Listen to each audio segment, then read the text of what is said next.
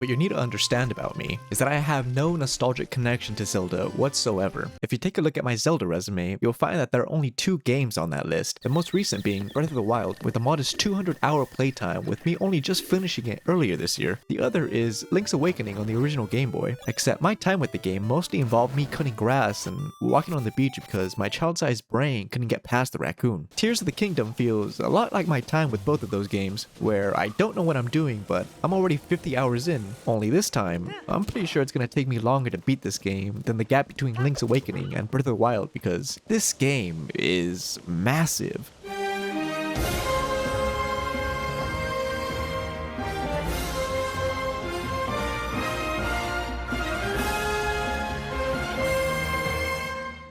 Overwhelmed doesn't begin to describe my playthrough of Tears of the Kingdom. There's a lot to see and a lot to do, but it doesn't necessarily kick off that way. Just like Breath of the Wild, the game eases you into its world and mechanics with its brilliantly constructed and captivating starting area. Usually, you'll find games tend to over-explain and overwhelm you with their mechanics, often creating a slow and tedious introduction to their gameplay. Zelda, on the other hand, masterfully blends its introduction with its gameplay by giving you a more hands-on approach, providing you applicable situations and puzzles you might find in the future, but it also allows you to experiment and learn on your own. Ultra Hand, Fuse, Ascension, and Recall are relatively straightforward abilities, but what makes them so great is their almost limitless potential.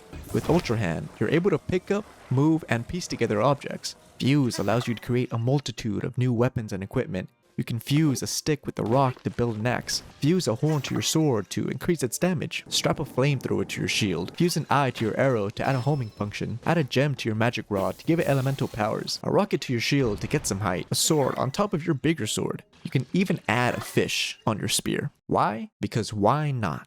Ascension gives you the power to phase through solid objects, but only vertically, while Recall lets you rewind objects. This is everything you need to explore the world, yet what makes things so crazy is that after your 2 to 4 hour introduction in the Sky Island, you still haven't even touched the world beneath you. Well, whatever it is, we gotta get on the same page, otherwise we're gonna have to do it over and over and over.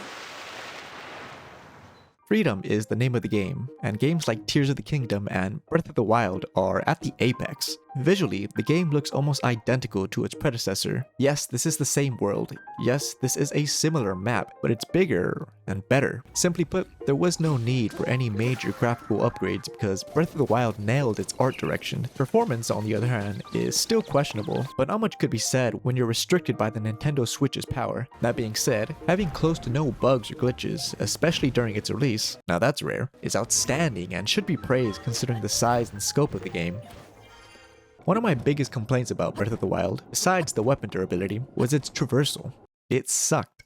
Spending half the game climbing to the top of a hill or a mountain, to then glide the rest of the way down to your destination, quickly lost its charm a few hours in. Thankfully, Tears addresses this issue without forcing you to accommodate if you still want to take the simple approach. I'm talking vehicles, baby! Cars, planes, sleds, boats, hovercraft. If you can think of it, then you can build it. There is a limit on how long these machines can operate, and it's very irritating trying to make them operate for longer than 30 seconds in the beginning. Fortunately, the game provides you with an abundance of resources to keep things moving forward. Horses are still around if you prefer them over vehicles, though they're still just as annoying to control and navigate like they were in Breath of the Wild. No matter how you get around, I think everyone can agree that what's important is not the destination, but the journey to get there. After all, it's not like we have anything important waiting for us. Link. Let me out this bitch! Oh my god! Perhaps the most surprising element in Tears of the Kingdom is how it managed to keep an entire area hidden from us before its release. Flying from one sky island to the next and exploring the transformed Hyrule seemed to be on everyone's agenda, but nothing could prepare you for what's underneath.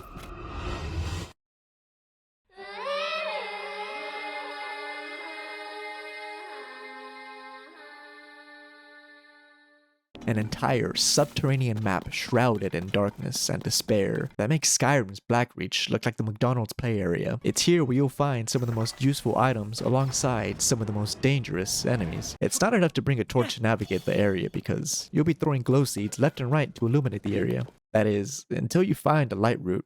Of course, Tears of the Kingdom isn't just another big game with beautiful scenery. In fact, there are more things to collect and complete than I have time for. In retrospect, the hardest thing for a developer to accomplish in an open world game is to populate it with interesting and engaging activities. Question is, Does Tears of the Kingdom deliver in that regard?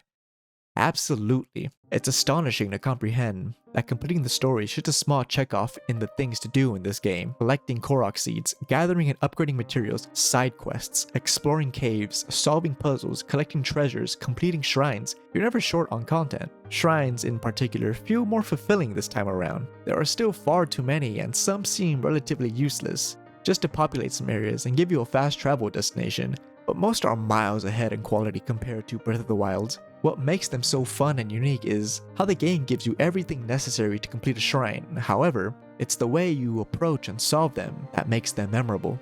It's less how and more so why. Likewise, the dungeons give off a grand aura. Just the journey to get to some felt like an adventure all in its own right.